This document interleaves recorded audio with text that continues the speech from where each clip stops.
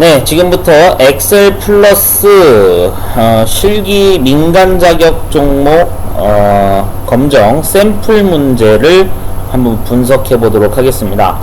해당 문제지는 대한상공회의소 자격평가 사업단에 들어가시면 해당 사이트에 7월 1일자 공지문으로 해서 연습 문제를 탑재한 자료가 있습니다. 그래서 해당 문서를 첨부문을 다운받으시면 저처럼 화면에 보이는 것처럼 이렇게 문서를 열 수가 있고요. 그래서 이 문제지를 보면서 작업을 하셔도 되고 실제로는 종이로 출력을 하셔서 보셔도 됩니다. 자, 그래서 엑셀 2016 버전으로 진행이 되고 실기만 진행되는 자격 종목 시험이다 라고 알고 계시면 되는데 시험 시간은 40분입니다. 근데 이거를 여러분들 좀 잘 알고 계셔야 되는 게 컴퓨터 활용 능력 2급 실기 시험과 기준이 거의 비슷합니다. 똑같다고 보셔도 될 것 같아요. 출제 난이도 수준은. 물론 이제 민간 자격이 좀 더 쉬울 수도 있습니다만, 아무튼 연습 문제를 한번 분석해 보도록 하겠습니다. 자, 시험장에서 받은 시험지를 보게 되면 이렇게 암호를 입력하라고 지시사항이 나와 있을 겁니다. 자, 그래서 제공 파일을 이용해서 엑셀 소스 파일을 열게 되면 이렇게 암호를 입력하라는 창을 물어보게 되겠죠. 자, 그래서 문제집에 적혀 있는 암호를 똑같이 입력하시면 돼요. 352-7이라고 입력하겠습니다. 자, 352-7 이렇게 입력해 주시면 되겠죠. 자, 암호를 제대로 입력하면 이렇게 샘플 표가 뜨고요.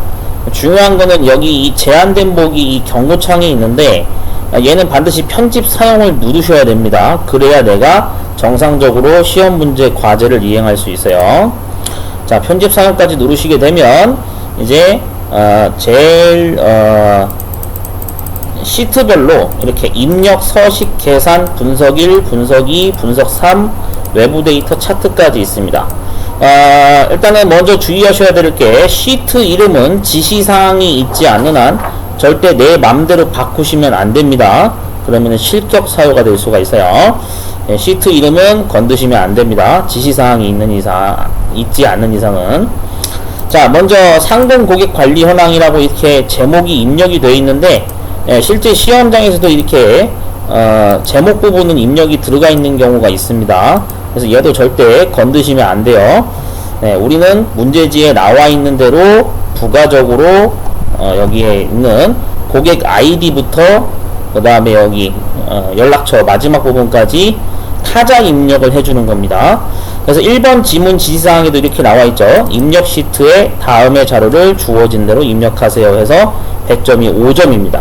한 글자라도 오타가 나면 5점이 날아간다라고 생각하시면 됩니다. 자, 그러면 입력 작업을 한번 하나씩 해보도록 하죠.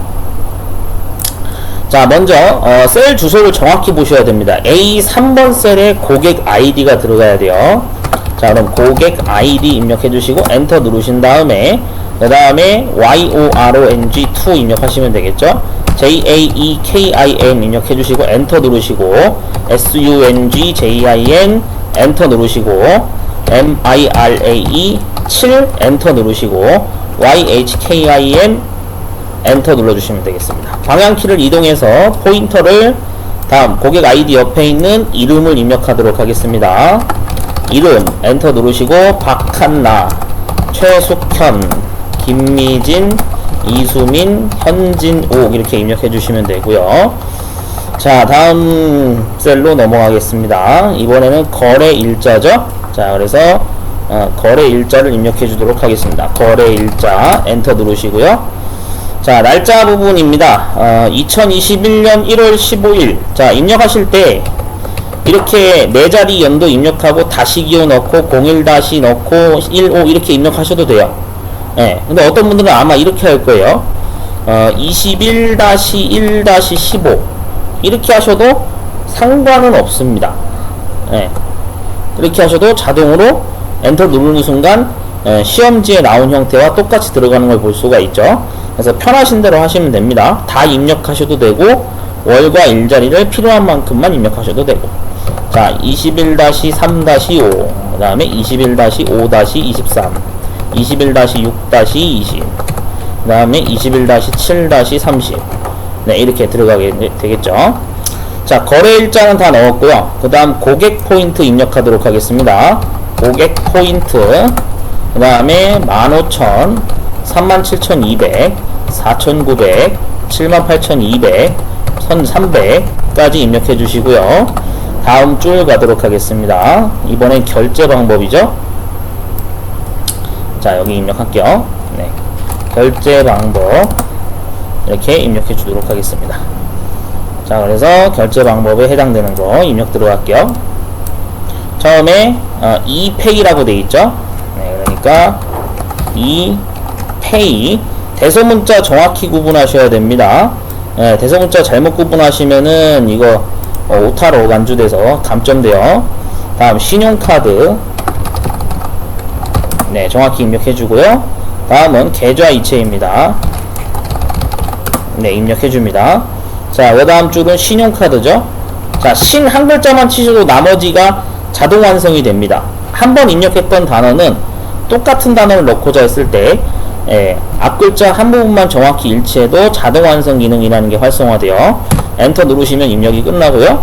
자, 다음 ePay가 되겠죠. 그러니까 여기서 이 한 글자만 치셔도 자동으로 나머지가 완성됩니다.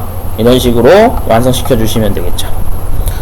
자, 이제 다 입력했으면 다음은 연락처 입력하도록 하겠습니다. 그래서 연락처 엔터 눌러주시고요.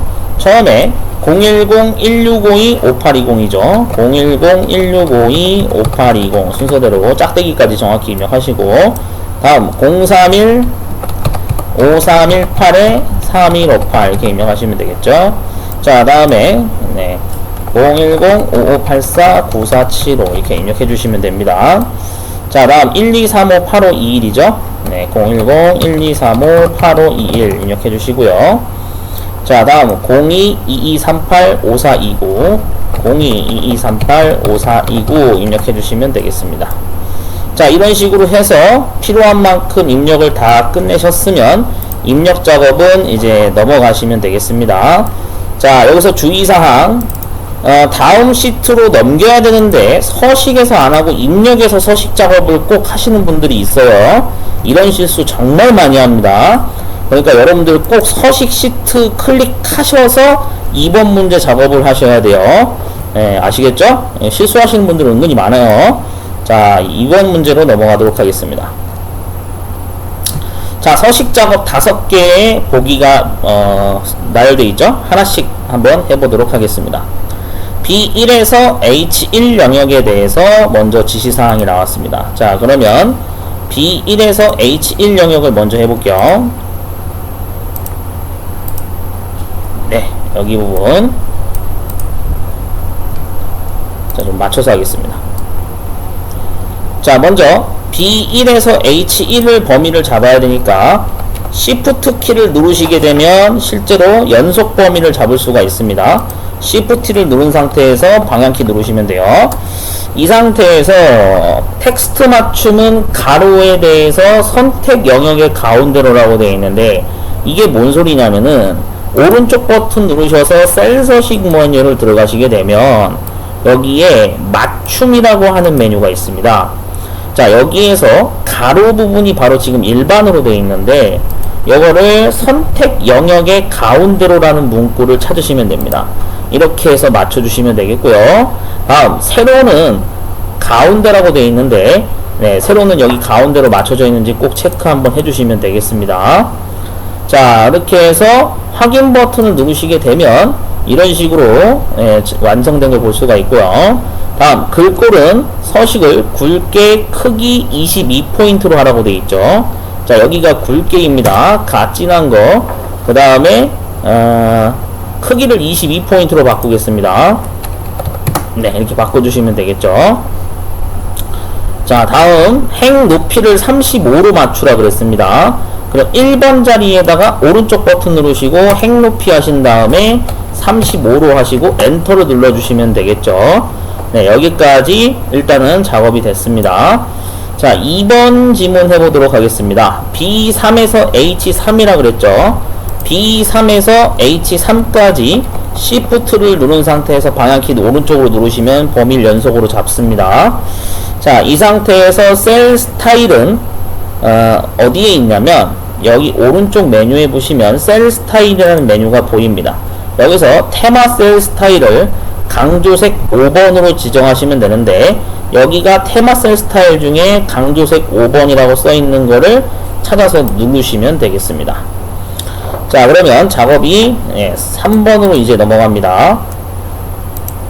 자, 3번 지문에 보시면 C4에서 C13의 영역이라고 그랬죠. 그럼 C4에서 C13까지 범위를 잡아주시면 되겠습니다. 자, 여기 이렇게 범위 제가 잡을게요. 네, 이만큼이 되겠죠. C4에서 C13. 이 영역에 대해서 이름을 대리점으로 정의하라고 되어 있습니다. 자, 이름을 대리점으로 정의하기 위해선 마우스를 갖다 댔을 때 이름 상자라고 뜨는 칸이 있는데 해당 부분에 클릭을 하시고 여기다가 대리점 엔터 누르시면 되겠습니다. 혹시나 만약에 이런 경우가 생길 수도 있어요. 내가 글자를 입력하다가 실수해서 오타를 냈다라고 한다면 실제 이런 오타가 날 수도 있습니다. 만약에 이런 상태로 내가 엔터를 눌러버리게 됐다라고 했을 때는 자, 얘를 내가 다시 수정해야지 하고 여기다가 대리점 입력한다 그래도 바뀌지가 않습니다. 그래서 이런 오타가 났을 때 대처법을 설명드리면 수식 메뉴에서 이름 관리자를 누르시게 되면 내가 오타가 난 부분과 제대로 입력한 부분이 둘 다 저장되는 걸 볼 수가 있습니다. 그래서 오타 난 부분을 선택하시고 삭제를 눌러서 완전히 날려버리시면 되겠습니다. 그러면은 이제 이름 상자에 제대로 뜨는 게 보일 겁니다. 자, 그 다음에 이번에는 4번 지문 보도록 하겠습니다. C4에서 C13 그대로 영역 유지하고요. 사용자 지정 표시 형식을 이용해서 문자 뒤에 구 지점 표시를 하라고 되어 있습니다. 예를 들어서 은평이면 은평구 지점이라고 이렇게 찍혀야 된다 이거죠. 자, 그러면 사용자 지정 표시 형식으로 한번 작업을 해보겠습니다. 오른쪽 버튼 누르시고 셀 서식을 누르시게 되면 표시 형식에서 우리는 범주라는 것을 선택할 수가 있습니다. 여기에서 지금 기존에 들어가 있는 거는 글자 데이터이기 때문에 범주를 텍스트를 선택하신 상태에서 사용자 지정을 누르시면 골뱅이 마크가 찍혀 나오는 것을 볼 수가 있습니다. 이 상태에서 골뱅이 옆에다가 쌍따옴표 열고 9라고 입력하고 한 칸 띄고 지점하고 쌍따옴표 닫으시게 되면 문제에서 요구한 스타일대로 서식을 맞출 수가 있습니다. 확인 버튼 누르시게 되면 이렇게 완성된 걸 볼 수가 있죠. 자, 그렇게 해서 해당 부분도 처리가 됐습니다. 5번 문제로 넘어갈게요. B3에서 H13 영역이라고 그랬습니다. 자, 그러면 우선 B3에서 H13까지 범위를 잡아주시는 게 중요하겠죠. Shift 누른 상태에서 방향키 누르시면 범위 연속으로 잡습니다. 자, 이 상태에서 내가 작업해야 되는 것은 모든 테두리를 적용하라 그랬죠. 자, 그럼 모든 테두리는 홈 메뉴에 창문 모양 마크에 화살표를 누르시면 테두리 메뉴가 활성화되고 여기서 모든 테두리를 누르시게 되면 이런 식으로 테두리가 들어가는 걸 볼 수가 있습니다. 자, 그 다음에 텍스트 맞춤을 세로 가운데 맞춤으로 하라고 되어 있는데 자, 전부 다 아까 그대로 범위 잡은 상태에서 텍스트 맞춤을 하기 위해서 세로 가운데 맞춤이라고 하는 부분은 원래는 메뉴에 보시면 여기가 세로 가운데 맞춤의 버튼이라고 볼 수가 있습니다. 그래서 얘를 눌러주시게 되면 세로 가운데 맞춤으로 갈 수도 있고요. 아니면 셀 서식에서 맞춤에서 세로의 가운데로 세팅을 해 두셔도 됩니다. 그래서 두 가지 방법이 존재한다는 걸 알고 계시면 되겠습니다. 자, 이렇게 하면 1번부터 5번까지 서식 작업이 끝나게 됩니다. 자, 이제 서식 시트에 조건부 서식을 지금부터 작업을 할 겁니다. 자, 조건부 서식을 하기 위해서 첫 번째 화살표 지시사항을 보면 G4에서 G13 영역이라고 언급을 했기 때문에 그래서 G4에서 G13까지 범위를 잡아줍니다. 자, 이 상태에서 아이콘 집합이라고 하는 것을 적용하라고 했죠. 그래서 3방향 화살표 회색을 적용하라 그랬으니까 우선 아이콘 집합이라는 메뉴는 조건부 서식 안에 아이콘 집합이라는 메뉴가 존재합니다. 여기에서 3방향 화살표 컬러, 그 다음에 3방향 화살표 회색, 이런 식으로 메뉴를 정확히 마우스에 갖다 대시면 해당 메뉴가 어떤 메뉴인지를 말풍선으로 설명이 뜹니다. 3방향 화살표, 다시 한번 문제를 읽어보면 3방향 화살표 회색이죠. 네, 그러면은 방금 찾은 대로 여기에서 아이콘 지파에 3방향 화살표 회색을 클릭을 해주시면 이런 식으로 화살표가 적용되는 것을 볼 수가 있습니다.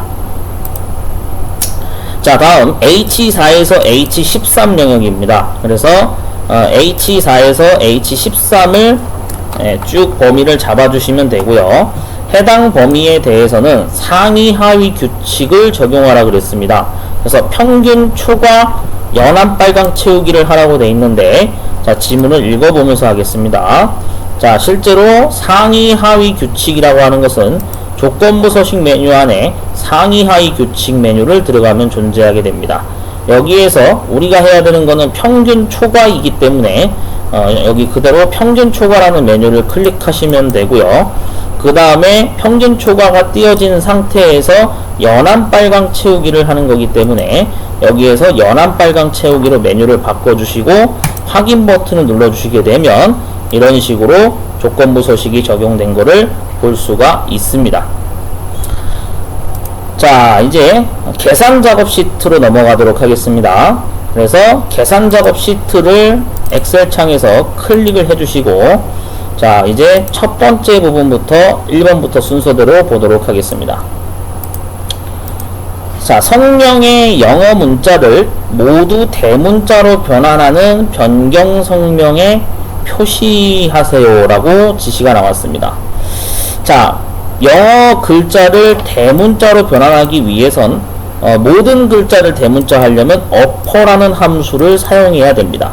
자, 이것을 알아볼 수 있는 힌트는 함수를 입력해보면 알 수가 있는데, 같다 기호를 넣으신 상태에서 어퍼라고 입력을 해주시게 되면 화면에 뜬 대로 텍스트 문자를 모두 대문자로 바꾼다라는 보충 설명이 말풍선으로 뜹니다. 이런 식으로 내가 사용해야 될 함수가 뭔지를 약식으로 확인이 가능하다라는 부분을 참고해서 함수를 골라서 문제를 푸시면 될 것 같습니다. 네, 그래서 시험 문제에서도 선택이라 그랬기 때문에 적절하게 내가 골라서 사용을 하면 된다, 이 뜻이죠. 자, 어퍼 함수를 그대로 사용하기 위해서 괄호를 열어주도록 하겠습니다. FX 마크 버튼을 누르면 어퍼 함수라고 하는 것이 활성화가 되고요. 그래서 성명이라는 값을 이용하라 그랬으니까, 네, 그래서 B3번 셀 값 하나만 선택을 해주시면 원래 소문자였던 값이 대문자로 다 변하는 걸 볼 수가 있습니다. 확인 버튼 누르시면 결과가 나오고, 점에다가 마우스 갖다 대면 십자 모양으로 변하면서 채우기 핸들로 쭉 끌어내리시면 나머지도 결과를 구할 수가 있게 됩니다. 자, 이제 다음 문제 2번 문제를 보도록 하겠습니다. 부서 코드의 오른쪽 첫 번째 문자와 표 2의 D15에서 27 영역을 이용해서 부서명을 계산하세요 라고 했어요. 우선 부서 코드라고 하는 부분을 좀 표를 보시면은 D3에서 D11이죠. 자, 부서 코드는 이 부분을 가리키는 거죠. 이 부서 코드에서 문제를 다시 한번 읽어보면 오른쪽에 첫 번째 문자라고 언급을 했습니다. 그래서 실제로 화살표 부분에 보시면 라이트 함수를 사용하라고 지시가 나왔죠. 자, 라이트 함수를 이용해서 오른쪽 한 글자를 잘라오는 것부터 해보도록 하겠습니다. 자, 같다 기호를 입력하시고 라이트 함수를 스펠링으로 입력하신 다음에 괄호를 열어주시면 되겠습니다. FX 마크 버튼 누르시면 함수 마법사 창이 뜨게 되고요. 그래서 부서 코드 하나를 선택하시고 203K에서 오른쪽에서 필요한 것은 한 글자이기 때문에 1을 입력하시게 되면 K라는 글자만 잘 나오게 됩니다. 이렇게 하면 라이트 함수의 역할은 끝나고요. 다시 문제로 되돌아가서 보게 되면 이번에는 표 2에서 D15에서 27 영역을 이용해서, 자, D15에서 27 영역이면은 실제로 이 부분이 되는 겁니다. K부터 해서 여기에 영업 3팀까지가 해당되는 표가 따로 존재하는 것을 볼 수가 있습니다. 이 표 2번짜리 표를 이용해서 작업을 하는 겁니다. 자, 이것을 이용해서 부서명을 계산하세요 라고 지시가 나왔습니다. 자, 그러면 실제로 이렇게 되는 겁니다. 부서명의 표 2의 영역을 참조해서 표시를 하는데 부서 코드의 오른쪽 첫 번째 문자가 K와 같으면 영업 1팀으로 찍어라 라고 이렇게 지시가 나왔고, P인 경우에는 영업 2팀이고 V이면 영업 3팀입니다. V 룩업 함수를 사용하라고 했기 때문에 여기서는 라이트 함수 앞에다가 V 룩업이라고 일단 함수를 스펠링을 입력하시고 괄호를 열어주도록 하겠습니다. 그리고 VLOOKUP 글자 근처를 클릭하게 되면 창이 VLOOKUP 함수로 바뀌게 되겠죠. 자, 그래서 lookup value에는 우리가 이미 앞서 구한 write 함수를 이용한 K라는 글자를 잘라낸 값이 찍혀 있는 게 정상이고요. 이 값을 비교할 대상 범위를 잡아야 됩니다. 그래서 테이블 어레이가 바로 표의 범위를 잡으라는 뜻과 같은 말입니다. 자, 표의 범위를 잡기 위해서 여기서는 K부터 영업 3팀까지 잡으셔야 됩니다. 절대 코드와 부서명은 들어가면 안 됩니다. 그러면 인식이 제대로 안 돼요. 자, 그렇게 해서 F4키를 눌러서 완전히 움직이지 못하도록 범위를 절대 범위로, 절대 참조 범위로 행과 열을 모두 묶어줘야 됩니다. 달러 표시가 4개가 찍혀 있어야 됩니다. 열 위치 번호를 구하라는 얘기는 코드 자리가 1번 열, 부서명 자리가 2번 열입니다. 그래서 콜 인덱스 넘의 열 번호 위치를 찍는 겁니다. 그러면 우리가 찍어야 되는 건 부서명이기 때문에 2번 열을 선택하시면 되고요. 렌즈 룩업 자리는 정확하게 일치하는 걸 찾으려면 false, 0이라고 입력해도 되고요. 비슷하게 일치하는 것을 찾으려면 true, 1이라고 입력하거나 생략을 해도 됩니다. 자, 근데 중요한 건 우리가 부서 코드에서 실제 존재하는 값들이 K나 P나 V, 실제로 세 가지만 존재하는 거기 때문에 정확히 표에 일치하는 내용으로 찾아야 됩니다. 정확히 일치하는 기준으로 찾으려면 0을 사용해야 되는 것이죠. 그래서 K인 경우에는 실제로 영업 1팀이 찍혀 나와야 된다, 이 뜻과 같은 말입니다. 확인 버튼을 누르셔서 점에다가 화살표 모양 떴을 때 채우기 핸들로 쭉 끌어내리시면 되겠습니다. 자, 이렇게 해서 영업 1팀부터 영업 3팀까지 구했습니다. 자, 함수 수식 잘 참고하시면 되겠습니다. 자, 이제 3번 문제로 넘어가겠습니다. 입사 연도와 기준 연도세를 이용해서 1분기 보너스를 계산하세요 라고 되어 있습니다. 자, 공식을 주어진 거를 잘 보고 이대로 수식을 맞추셔야 되는 겁니다. 자, 우선은 1분기 보너스 빈칸을 클릭하시고 등호를 입력하신 다음에 식을 보면서 작업을 하도록 하겠습니다. 먼저 보면 기준연도 K1번 셀이라고 언급을 했습니다. 그래서 기준연도 K의 1번 셀을 클릭을 하기 위해서 여기 2021이라고 하는 자리를 클릭을 해주시면 K1 셀로 셀 주소가 찍혀 나옵니다. 이 상태에서 빼기 기호를 넣으신 다음에 그 다음 빼야 될 대상은 입사 연도에 해당됩니다. 그러면 입사 연도라고 하는 것은 2000자리가 되겠죠. 이렇게 뺄셈 계산을 해주시면 일단 현재 중간 결과로는 21이라는 결과가 나오게 됩니다. 자, 계속해서 편집하기 위해서 F2 단축키를 누르시면 편집 모드로 되돌아가고요. 그 다음에 이제 해당 뺄셈 계산을 우선 연산을 처리하기 위해서 소괄호를 입혔습니다. 그래서 똑같이 여기도 소괄호를 양쪽에 덮어 씌우시면 되겠고요. 자, 끝으로 이동한 다음에 곱하기를 입력을 해주시면 됩니다. 그래서 곱하기는 별기호를 사용하시면 되고 곱해야 될 값은 10만을 곱해 주시면 되겠죠. 그러니까 여기다가 10만을 입력해 주시면 됩니다. 엔터를 누르시면 이런 식으로 1분기 보너스 값이 구해지는 것을 볼 수가 있습니다.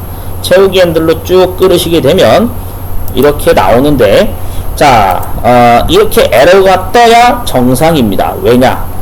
내가 뭘 실수했는지를 체크를 할 수 있기 때문에 제가 우선 과정을 보여드리려고 일부러 에러를 냈습니다.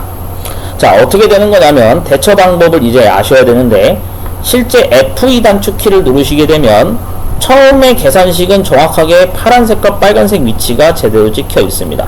그러나 두 번째 샵 밸류라고 에러가 난 부분을 실제로 F2 단축키로 수정 모드를 보게 되면 파란색의 범위 위치가 K2번으로 한 칸 밀려난 거를 볼 수가 있습니다. 그래서 이 부분을 완전히 움직이지 않게 고정을 시켜야 되기 때문에 아까 처음에 210만 구했던 자리에서 K1번 자리를 F4키를 눌러서 절대 참조로 고정을 시켜야 됩니다. 그래서 행과 열을 모두 고정시키게 되면 다시 한번 채우기 핸들을 했을 때 이번에는 정확한 결과가 나오는 것을 볼 수가 있습니다. 그래서 F2 단축키 눌러보시면 파란색은 움직이지 않고 빨간색만 각각 입사 연도가 셀의 그 행의 위치에 맞게 움직이는 것을 볼 수가 있습니다. 이러한 원리를 이해하셔야지만 이 문제는 해결이 가능합니다.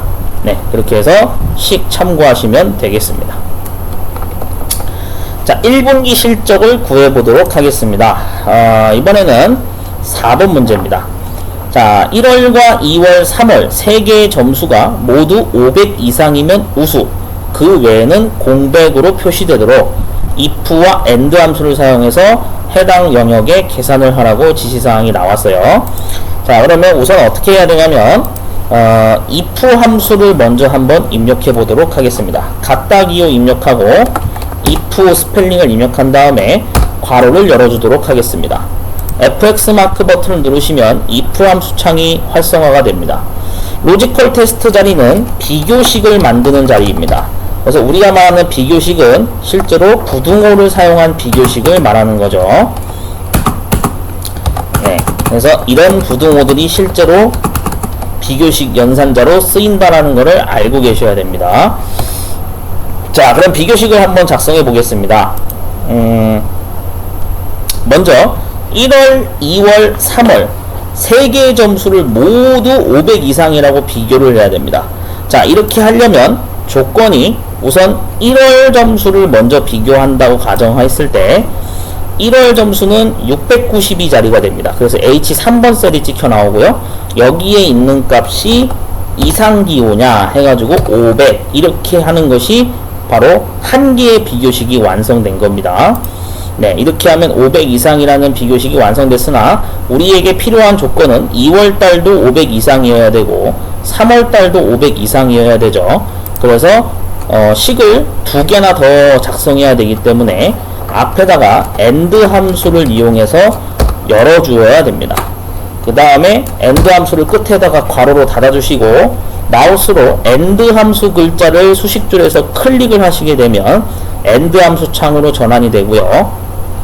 로지컬 2번 자리 클릭하신 다음에 이번엔 i의 3번 셀을 클릭하고 이상기호 넣고 500 입력하시고 그 다음 3월 값에 해당되는 j2의 3번을 클릭하고 이상기호 넣고 500이라고 입력해 주시면 3개의 조건식을 모두 따지도록 비교식이 완성이 된 겁니다.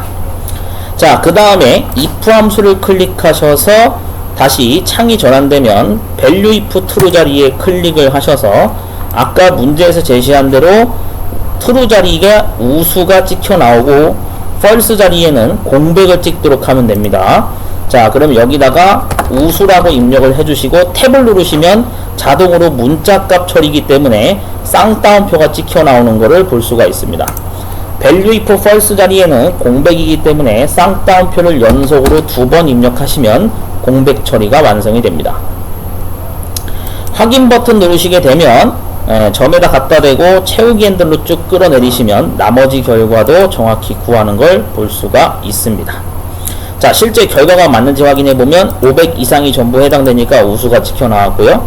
네, 500 이상이 해당되지 않는 게 두 개나 찍혀 있으니까 얘는 공백이 됐고요. 얘도 조건이 맞지 않으니까 공백, 얘는 조건이 맞으니까 500 이상이라서 우수. 네, 나머지도 공백, 여기는 우수, 나머지는 공백이 찍혀 나오는 게 맞죠. 자, 이렇게 해서 if와 and 함수 사용법 익혀두시면 되겠습니다.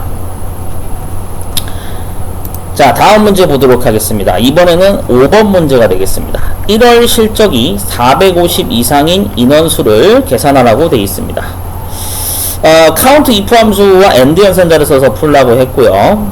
한번 풀어보도록 할게요. 자, 우선 1월 실적이 450 이상이라는 게 하나의 조건이라고 보시면 됩니다. 그래서 if라는 글자가 섞여 들어가 있는 count if 함수를 쓴 거게 되겠죠. 그리고 인원수, 말 그대로 수를 카운트하는 거기 때문에 그래서 count라는 글자가 들어간 걸 보시면 되겠습니다. 제14번 셀에 일단 클릭을 하고요. 네, 여기가 제14번입니다. 여기다가 등호를 입력하시고 count if 함수를 입력하도록 하겠습니다. 괄호를 열어주도록 하겠습니다. fx 마크 버튼 누르시면 count if 함수 창이 활성화됩니다.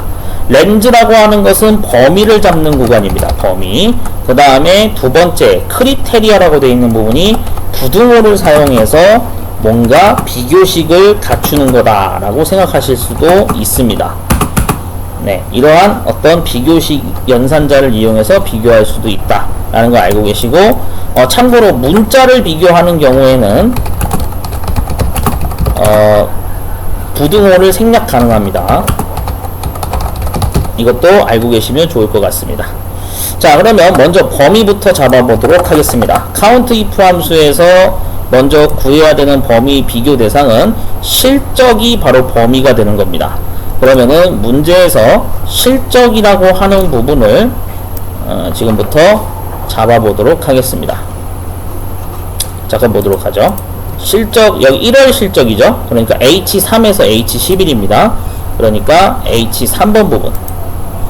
네, 여기에서 H11까지 범위를 잡아주시면 되겠죠.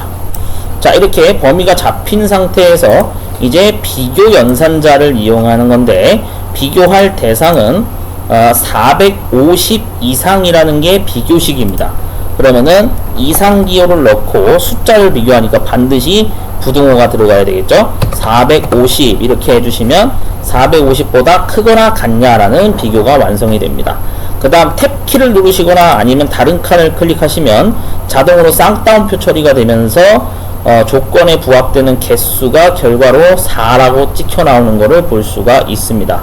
자, 이 상태에서 문장을 더 읽어보시면 뒤에 문자, 명이라는 것을 단위로 추가하라고 표시예가 나와 있죠. AND 연산자를 이용해서 단위를 찍어 줄 겁니다. 그래서 수식줄의 끝에를 클릭하시고 AND 기호를 넣어서 쌍따옴표 열고 명이라고 입력한 다음에 쌍따옴표 닫아주시게 되면 최종적으로 결과가 완성되는 것을 볼 수가 있습니다. 자, 수식 참고하시면 되겠습니다.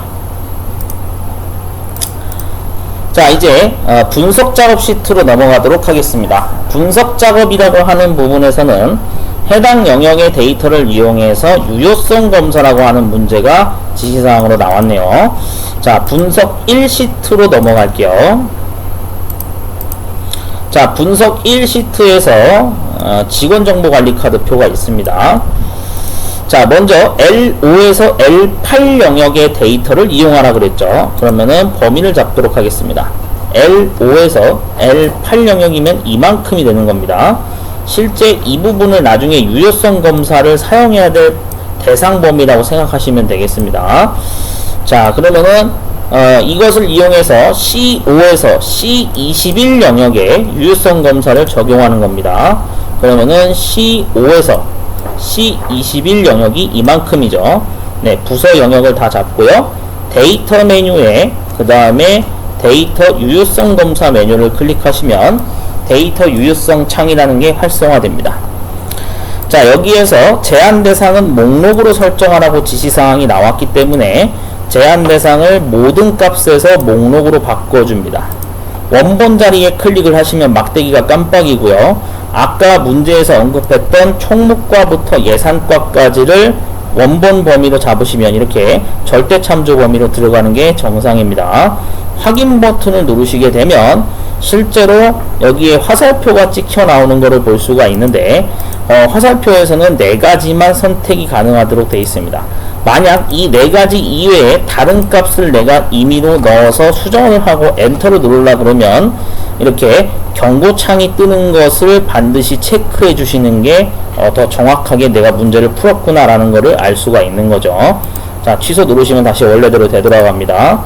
그래서 각 칸에 정확히 화살표가 찍혀 나오는지 한 번씩만 체크해 주시면 되겠고요.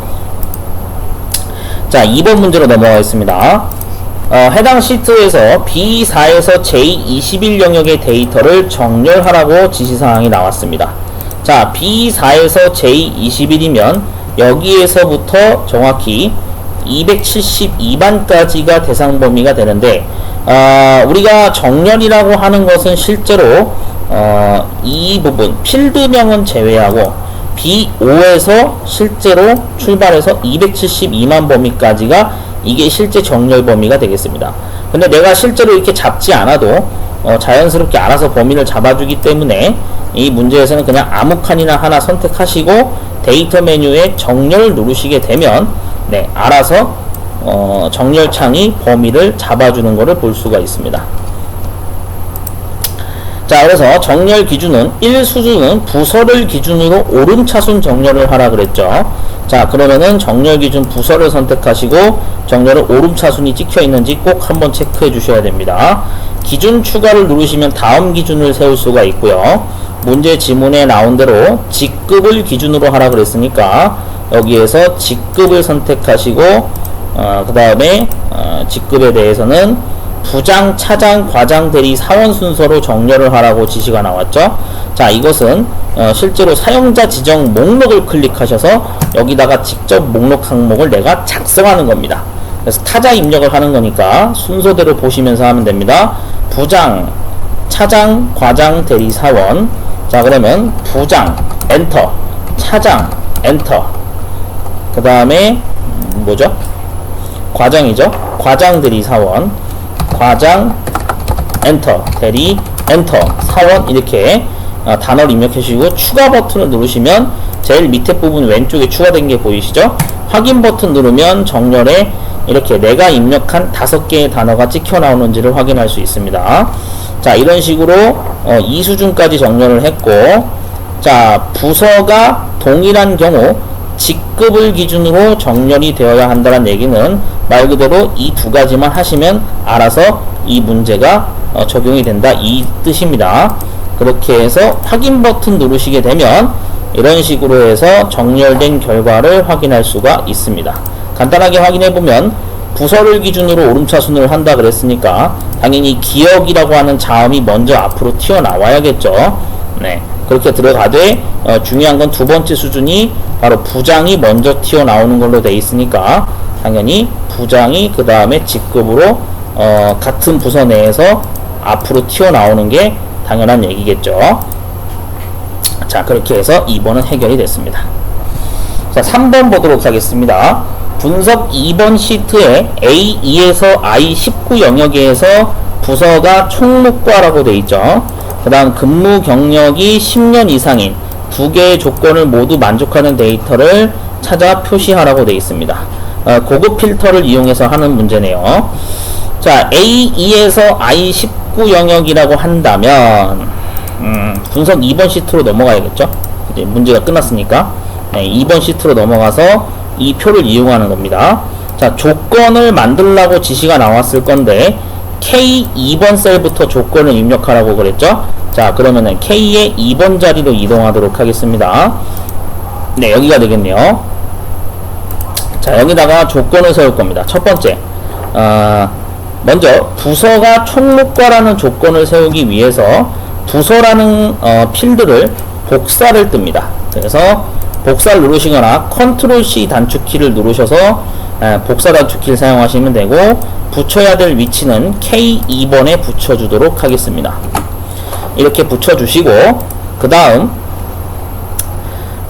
총무과라고 하는 것을 직접 내가 입력을 하셔도 되지만 그냥 복사 떠서 붙이시는 게 더 정확합니다. 이렇게 붙여주시면 첫 번째 조건이 완성이 된 겁니다. 자, 테두리가 들어가지 않는 거는 신경 쓰지 마세요. 테두리 없어도 전혀 감점이 없습니다. 자, 두 번째 조건은 이번에는 근무 경력이라고 언급을 했으니까 근무 경력이라고 하는 것을 복사를 떠서 옆에다가 붙여줍니다. 자, 그 다음에 여기에서 중요한 거는 이고라고 했습니다. 자, 이게 바로 지문이 중요한데, 만약에 시험 문제에서 이고, 그 다음에 이면서, 그리고라고 나오게 되면 이것은 우리가 AND 연산을 처리한 거기 때문에 얘는 나란히 같은 줄로 이렇게 뭔가 값이 들어가야 되는 겁니다. 이게 바로 AND 조건이 되겠습니다. 근데 만약에 문제에서 OR 조건에 해당되는 지문으로 이거나 또는 이라는 키워드가 나오게 되면 이때는 조건이 한 줄 밑으로 내려간 대각선 위치로 엇나가게 배치를 하셔야 되는 것이 바로 OR 조건 연산이 되겠습니다. 반드시 꼭 알고 계셔야 됩니다. 근데 여기서는 이면서라고 했기 때문에 같은 줄로 입력하시면 되고, 근무 경력은 10 이상이라고 했기 때문에 부등호를 이상 기호를 넣으시고 10이라고 이렇게 입력을 해주시면 되겠습니다. 네, 이렇게 해서 마치시면 조건표가 완성이 된 거고요. 자, 다음 지문을 읽어보면 이거에 대해서 이제 필터 결과를 하는 거니까 결과는 K6번 셀부터 나오도록 해야 됩니다. 자, 우선 고급 필터를 사용하기 위해서 표에서 아무거나 선택을 하시고 데이터에 고급이라는 메뉴를 누르시면 고급 필터가 뜨면서 자동으로 목록 범위가 전체가 잡히게 됩니다. 자, 다른 장소에 복사를 누르시고 조건 범위를 누르신 다음에 아까 우리가 만들었던 부서에서 10 이상까지 4칸의 범위를 잡으시고 복사 위치를 클릭해서 문제에서 언급한 K6번 셀이 복사 위치로 들어가면 됩니다. 그래서 K6을 이렇게 클릭하시고 확인 버튼 누르시면 최종 결과가 이런 식으로 3명에 대한 데이터가 레코드로 나오는 것을 볼 수가 있습니다. 자, 이렇게 해서 이제 필터링은 완성이 됐고요. 다음 문제 4번 문제를 보도록 하겠습니다. 분석 3번 시트로 넘어가라고 했으니까 분석 3번을 클릭하시고 해당 시트에서 A2에서 I19 영역의 데이터를 이용해서 그림과 같은 피벗 테이블을 작성하라고 문제가 나왔습니다. 자, 피벗 테이블 작성을 하기 위해선 우선은 시작 위치를 참고해서 봐야 됩니다. L3번에서 시작을 하라 그랬으니까 당연히 자, 여기에서 우리가 해야 되는 거는 L3번 셀로 우선은 포인터를 이동시키고요. 삽입 메뉴 누르시고 피벗 테이블을 누르시면 피벗 테이블 만들기 창이 뜹니다. 피벗 테이블 대상은 A2에서 I19 영역이라고 언급을 했으니까 A2에서 I19까지를 범위를 잡아주시면 되겠습니다. 그렇게 해서 기존 워크시트의 L3의 자리에다가 이렇게 셀 주소가 찍혀 있으면 되겠고요. 자, 그 다음에 여기서 확인 버튼을 누르시게 되면 피벗 테이블 1번 박스가 뜨는 것을 볼 수가 있습니다. 그리고 우측에 필드 목록에 대한 창이 뜨는데 혹시나 시험장에서 이 창이 뜨지 않을 경우에는 엑셀 상단에 필드 목록 단추를 누르시면 다시 화면이 뜨는 것을 볼 수가 있습니다. 참고하세요. 자, 그러면 문제를 보면서 하나씩 해볼 겁니다. 우선 피벗 테이블 스타일은 보통 19번을 하라고 했기 때문에 화살표 먼저 하도록 하겠습니다. 자, 디자인에 피벗 테이블 스타일이라는 메뉴가 있고 여기에 보통 19번을 찾아서 적용해 주시면 되겠습니다. 자, 그럼 19번이 현재 적용이 된 거고요. 자, 기타 뭐 나머지는 그림을 보면서 하는 거네요. 자, 이 그림을 보면서 해결하는 건데 먼저 관리과, 기획과, 예산과, 총무과는 말 그대로 부서에 해당되는 거겠죠. 그러니까 여기서 부서를 행으로 드래그 하시게 되면 이런 식으로 똑같이 세로 방향으로 찍혀 나오는 걸 볼 수가 있습니다. 근데 엄밀히 따지면 얘는 세로 방향이지만 실제로는 행 방향이라고 보는 게 정확하겠죠. 자, 그 다음에 열 방향으로 보게 되면 남녀라고 하는 것이 추가가 된 걸 볼 수가 있습니다. 그러면 성별이라고 하는 거니까 열에다가 드래그 하시면 남녀가 순서대로 찍혀 나오는 것을 볼 수가 있습니다. 그리고 총합계까지 찍혀 나왔죠. 자, 그 다음에 근무 경력에 대한 평균을 현재 언급을 했기 때문에, 그래서 값 영역에는 근무 경력이 일단 드래그돼서 들어가야 되고요. 현재 합계로 되어 있는 걸 바꿔야 되니까 값 필드 설정을 클릭하셔서 평균으로 바꿔주고 확인 버튼 누르시면 이렇게 근무 경력 평균이라는 글자가 찍혀 나오는 걸 볼 수가 있습니다. 자, 그 다음에 기타 또 수정해야 될 사항을 비교를 해보시고, 특별히 더 수정할 사항이 없이 똑같이 시험지에 있는 형태와 나왔으면 작업이 끝난 거라고 보시면 되겠습니다. 값을 좀 비교해 볼게요. 맞는지 아닌지. 15.3333, 9, 11.6667, 10.75 똑같이 나왔죠? 그 다음에 옆에도 12.5, 오케이, 12, 9.5, 15, 14.5 똑같이 나왔고, 17, 8.5, 11, 7. 제가 이거를 왜 비교 작업을 하는 거냐면 결과랑 조금이라도 다르면 안 되기 때문에 그렇습니다. 그래서 비교하시는 습관 꼭 들이셔야 됩니다. 자, 피벗 테이블 문제도 끝났습니다. 자, 이제 기타 작업을 해보도록 하겠습니다. 외부 데이터 시트를 이용해서 작업을 하는 문제죠. 자, 그러면은 엑셀에서 외부 데이터 시트를 클릭하시고요. 자, 여기에서 외부 데이터 가져오기 작업을 하는 건데, 데이터는 텍스트 파일, db.text 파일을 가져오라고 지시를 했습니다. 자, 그러면 들어갈 위치가 시작 셀이 A3번 셀이니까 엑셀을 클릭하셔서 A3번을 미리 클릭해 놓으시고, 데이터 메뉴에 외부 데이터 가져오기에 텍스트 메뉴를 누르시면 이렇게 텍스트 파일 가져오기 창이 뜹니다. 자, 저는 미리 저장해 놓은 데가 따로 위치가 있기 때문에 저는 대한상공회의소 민간자격 폴더라는 것에 미리 저장을 해놨습니다. 여러분들도 미리 자료 저장해 놓으신 거 상공회의소 사이트에서 다운받은 제공 파일을 이용하시면 됩니다.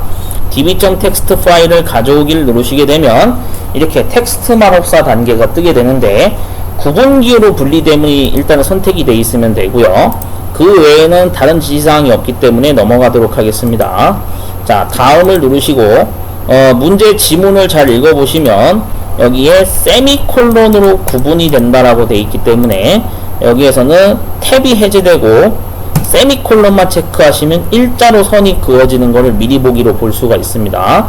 자, 그 다음에 다음을 누르시고 특별히 그 외에 다른 지시사항은 없기 때문에 그대로 넘어가도록 하겠습니다. 마침을 누르시고 기존 워크시트에 A3번이 반드시 찍혀 있어야 됩니다. 왜냐면 시작 위치가 A3이라 그랬으니까요.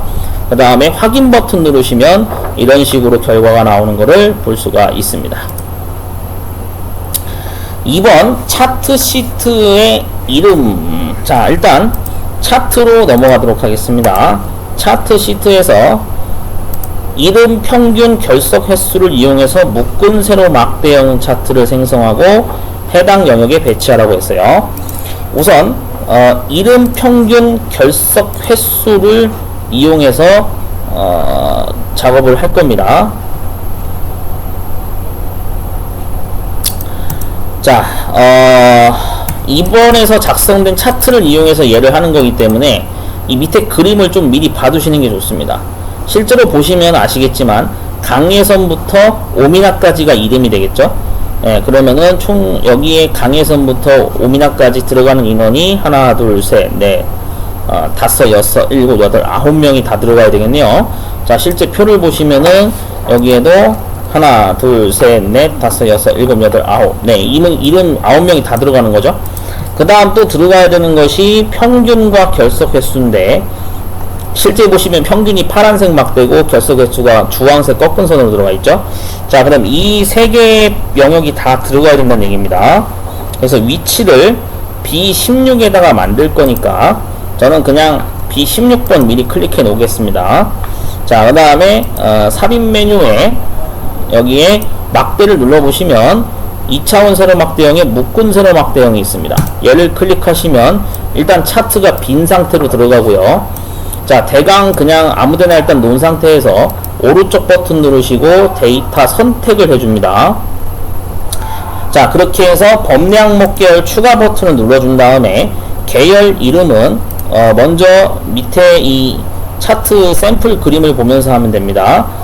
이름이 들어가야 되는 거니까 강예선부터 해서 오미나까지 여기는 엄밀히 따지면 얘는 이름이 들어가면 안 되고요. 여기 평균이 들어가야 됩니다. 원래 범례가 계열이라고 보시면 되거든요.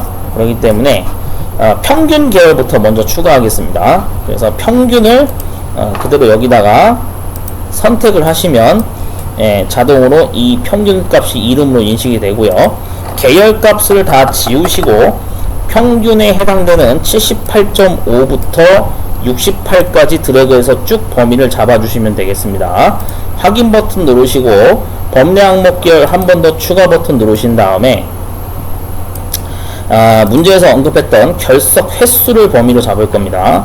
결석 횟수 계열 이름에 클릭하시면 되고요. 계열값 다 지우시고 1부터 3까지 전체 범위를 잡아줍니다.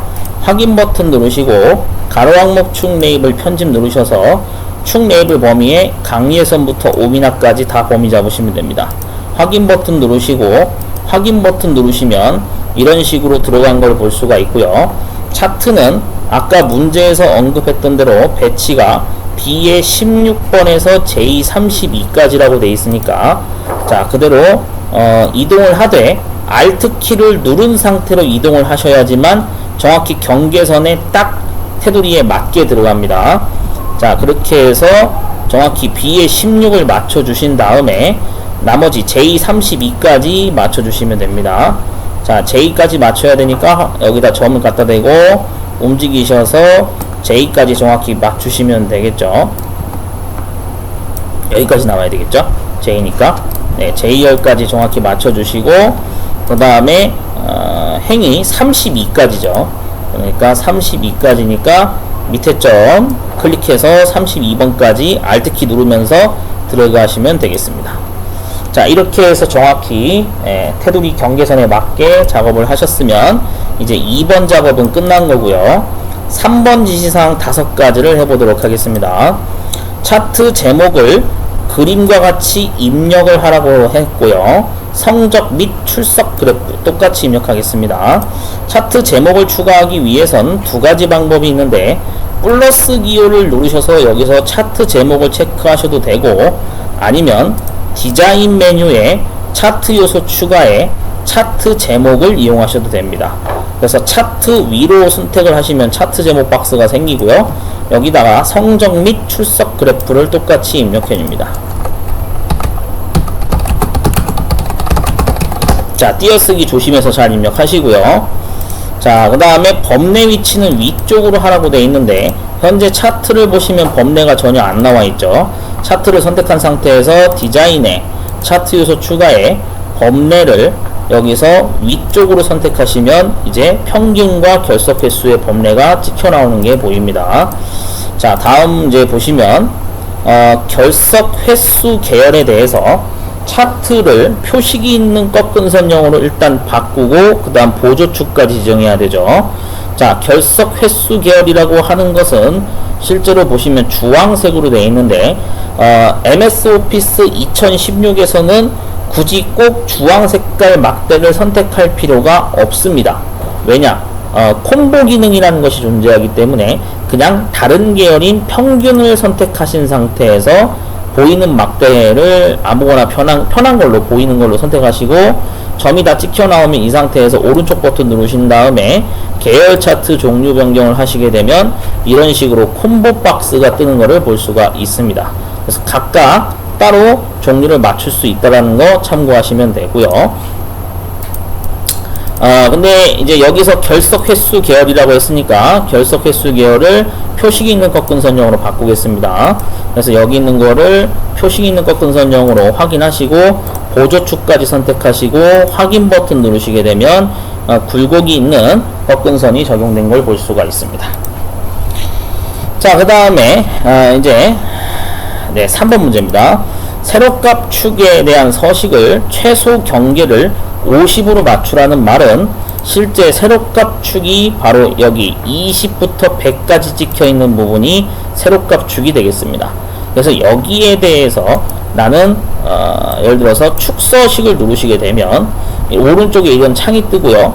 경계라고 하는 부분이 최소와 최대가 존재하죠. 자, 그러니까 문제에서 나온 대로 최소 경계가 50이니까 최소 경계 부분 최소에다가 50이라고 입력해 주시고, 그 다음에 최대 경계에다가 100이라고 입력을 해주면 되겠습니다. 네, 100은 그대로니까 그냥 유지하시면 됩니다. 자, 그 다음에 이제 평균 계열에만 데이터 레이블을 추가하라고 문제 지시가 나왔습니다. 자, 그러면 평균 계열이라고 하는 부분은 파란색이죠. 그래서 오른쪽 버튼 누르시고 데이터 레이블 추가를 누르시게 되면 파란색 막대에만 값이 찍혀 나온 것을 볼 수가 있고요. 레이블 위치는 안쪽 끝으로 하라 그랬는데 숫자 아무거나 하나 선택하시면 레이블 전체가 숫자 값이 범위로 선택이 되고요. 오른쪽 버튼 누르시고 데이터 레이블 서식을 누르시게 되면 실제 레이블의 위치를 4개 중에 하나를 선택할 수 있는 레디오 버튼이 뜹니다. 그래서 안쪽 끝으로 선택하시게 되면 시험지와 똑같은 위치로 들어간 걸 볼 수가 있습니다. 자, 이제 5번 하도록 하겠습니다. 차트 영역은 도형 스타일을 적용하라고 했죠. 자, 그래서 차트 영역이라고 하는 곳은 바로 이렇게 마우스를 갖다 대면 빈 곳에다가 마우스 갖다 대면 차트 영역이라고 뜹니다. 그래서 실제 차트 영역 서식을 들어가시게 되면 창이 이렇게 뜨고요. 여기에 대해서 도형 스타일을 적용하라고 했는데 도형 스타일을 적용하기 위해서는 위에 쪽을 한번 보도록 하겠습니다. 네, 서식 메뉴 누르시면 여기가 되겠네요. 이쪽에서 하도록 하겠습니다. 도형 스타일 쪽에서 나온 지시사항이 색 윤곽선 파란 강조 5가 되겠네요. 그러면은 여기에서 실제 이 화살표 눌러보시면 쭉 펼쳐지는데 색 윤곽선 파란 강조 5를 찾아보겠습니다.